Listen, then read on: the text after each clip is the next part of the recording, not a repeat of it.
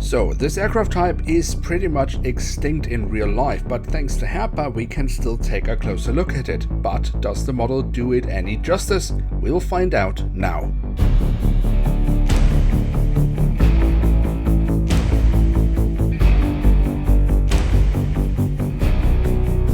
Hello and welcome to a new episode of Review, where we today will take a closer look at a Tupolev TU-154M of UTair, or UTair, depending on how you pronounce it. At the front of the box you have the cutout so you can get a glimpse of the aircraft model inside, and on top of the box you have the UTair branding. Then on the back side of the box we have a lovely image of the aircraft in real life. We are provided with a web link by Herpa for more information, but as far as I know these web links actually don't work anymore. Pity. And then we can see that it is a limited edition. And here she is, the Tupolev 154M in the, well, not current livery of UTair. They have actually introduced a new livery, but the time-specific livery that was in use with this aircraft at the time this was still in active service.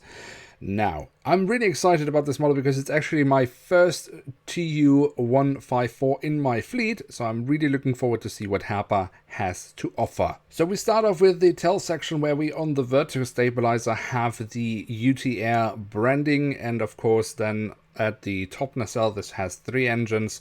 We have the registration code of the aircraft and the flag of the Russian Federation. I rather like the detailing around the horizontal stabilizer. I think Herpa has done a decent job with that. The engine nacelles I think look okay. I mean, we do have the detailing of the silver lining edge, for example. I think that looks rather nice. But the engines overall are a bit confusing. If we look at the backside, I think that's just a bit underwhelming. To be honest, I think Herpa could definitely have put more effort into that, but that's not the only part where it's getting a bit confusing. Because if we look into the engines from the front, we can see that the top engine doesn't have any detailing inside. It's empty. Where the other 2 engines, they do have the detailing of the fan blades. So 2 engines have fan blades, 1 doesn't.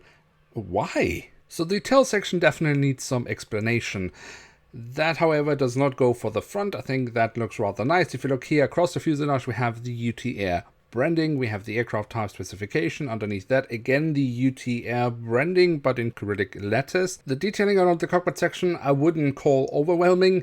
It's rather basic, as we're used to from Herpa Wings, but we do have, of course, the cockpit windows with this really awesome cockpit window configuration that looks very unique, at least from a Western point of view.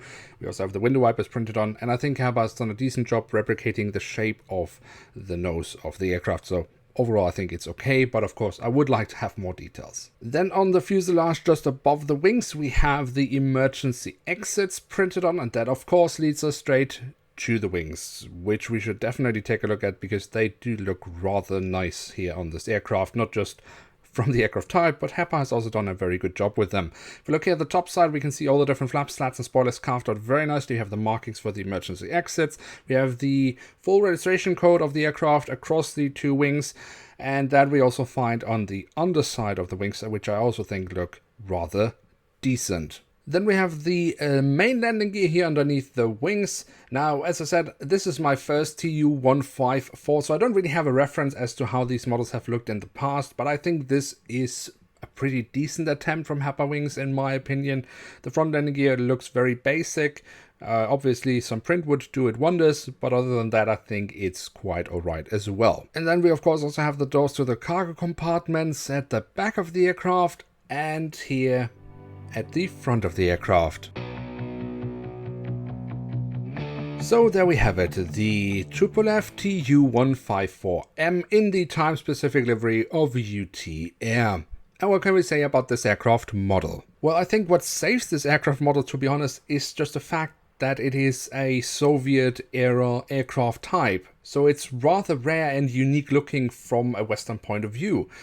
Because the model itself for me is a bit confusing. There are some parts that are definitely really good, the wings especially, but the whole engine section for me is just wildly confusing.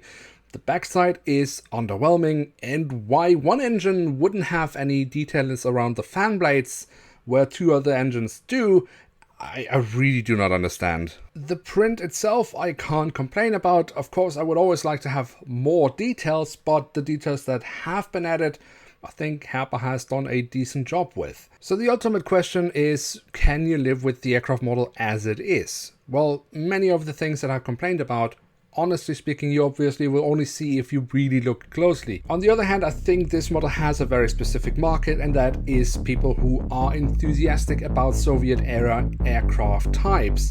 And if you are not, then I would probably skip this one. Now with that, we have reached the end of today's episode. If you have enjoyed the video, then don't forget to leave a like, that would be very much appreciated. And of course, if you are new around here, why not hit subscribe? That would be absolutely awesome. With that, I'd like to say thank you so much for watching. Hope to see you soon again. I'm checking out, and bye.